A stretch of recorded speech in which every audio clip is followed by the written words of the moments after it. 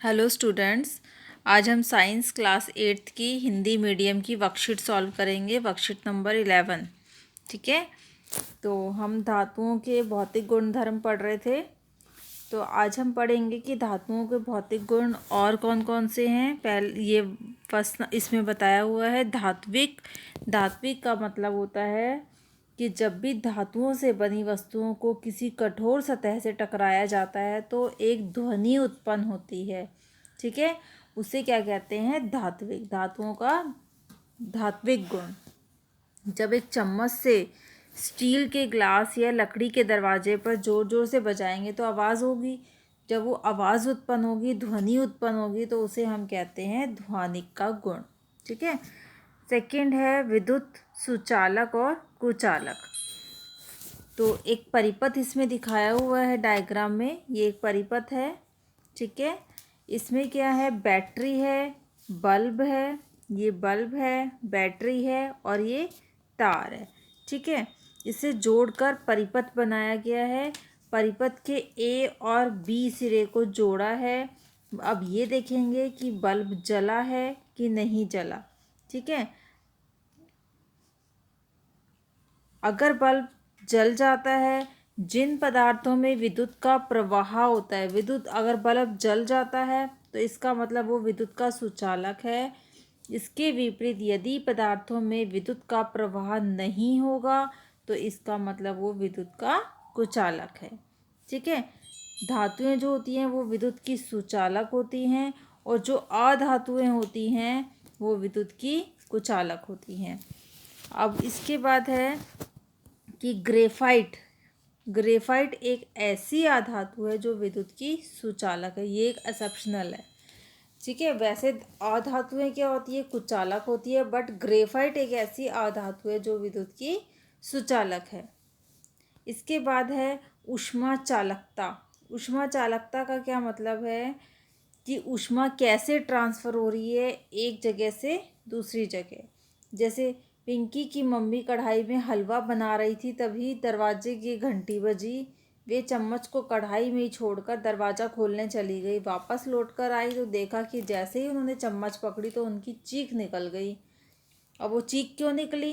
क्यों? इसीलिए निकली कि जो चम्मच में ऊष्मा का जो था वो एक सिरे से दूसरे सिरे में स्थानांतरण हो गया था। धातुओं के एक सिरे को गर्म करने पर क्या होता है?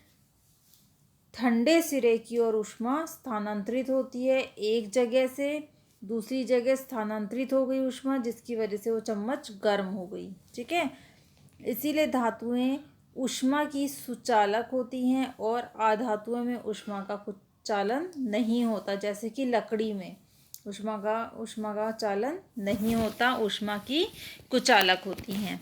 ठीक है, इसके बाद है यहाँ पर एक छोटी सी टेबल दी हुई है। ठीक है, इस टेबल में बताया कुछ पदार्थ लिखे हैं और ये बताया है कि बल्ब दीप्त हुआ है कि नहीं। लोहे या कील, ये हमें पता है लोहा जो होता है विद्युत का सुचालक होता है, तो बल्ब दीप्त होगा। ठीक है, कोयला, कोयला धातु नहीं है तो ये इसमें बल्ब दीप्त नहीं होगा। एल्यूमिनियम की तार में भी बल्ब दीप्त होगा और तांबे की तार में भी बल्ब दीप्त होगा, मतलब बल्ब जलेगा।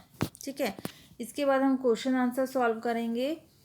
तवा लोहे का बना होता है जबकि उसके हैंडल पर लकड़ी लगी होती है। क्यों लगी होती है? क्योंकि जो तवा होता है वो विद्युत का सुचालक होता है, क्योंकि वो लोहे का बना होता है और लोहा हमारा विद्युत का सुचालक होता है। जबकि लकड़ी जो होती है हमारी विद्युत की कुचालक होती है, जिसमें कि अगर हम गैस पर रखेंगे तवे को और अगर तवा गर्म होगा तो लकड़ी तक वो गर्माहट नहीं पहुंचेगी, इसीलिए उसके हैंडल पर लकड़ी लगी होती है। ठीक है, सेकंड क्वेश्चन है पिंकी की मम्मी चम्मच को पकड़ते ही क्यों चीखी?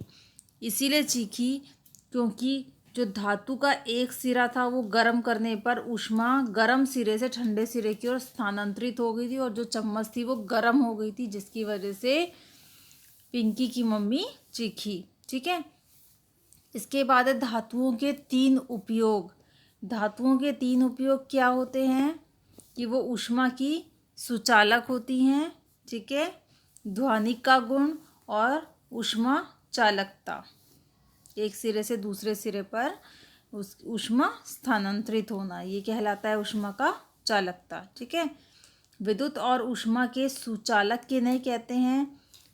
विद्युत और ऊष्मा के सुचालक क्या होते हैं? जिनमें कि ऊष्मा एक जगह से दूसरे सिरे में पास हो सकती है, जिसकी वजह से बल्ब दीप्त हो सकता है। ठीक है, ऊष्मा का और विद्युत का सुचालक, जिन पदार्थों में विद्युत का प्रवाह होता है वो विद्युत के सुचालक कहलाते हैं। ठीक है, ये इसका आंसर है। इसके बाद है नेक्स्ट क्वेश्चन दिया हुआ है, नीचे दी गई सारणी में पदार्थों के नाम लिखें, उनके गुणों के आधार पर सही या गलत का निशान लगाएं और बताएं कि वह पदार्थ धातु है या अधातु। तो लोहा क्या होता है? धातु होता है हमारा। ठीक है, तांबा भी धातु है, कोयला धातु नहीं है, कार्बन छड़ भी धातु नहीं है, एल्युमिनियम भी धातु है। ठीक है, अब इसके साथ साथ लिख सकते हो, लोहा अगर धातु है तो वो चमकदार भी है, आघातवर्धक भी है, तन्यता का गुण भी पाया जाता है, ध्वनि का गुण भी पाया जाता है, ऊष्मा की सुचालक भी है, विद्युत की सुचालक भी है, और ये धातु है। ऐसे ही सारा इसमें फिल करना है। ठीक है, तांबे में भी सेम आएगा ये सारा, कोयला और कार्बन में ये सारे गुण नहीं पाए जाते। ठीक है, और इनमें भी सारा सेम होगा।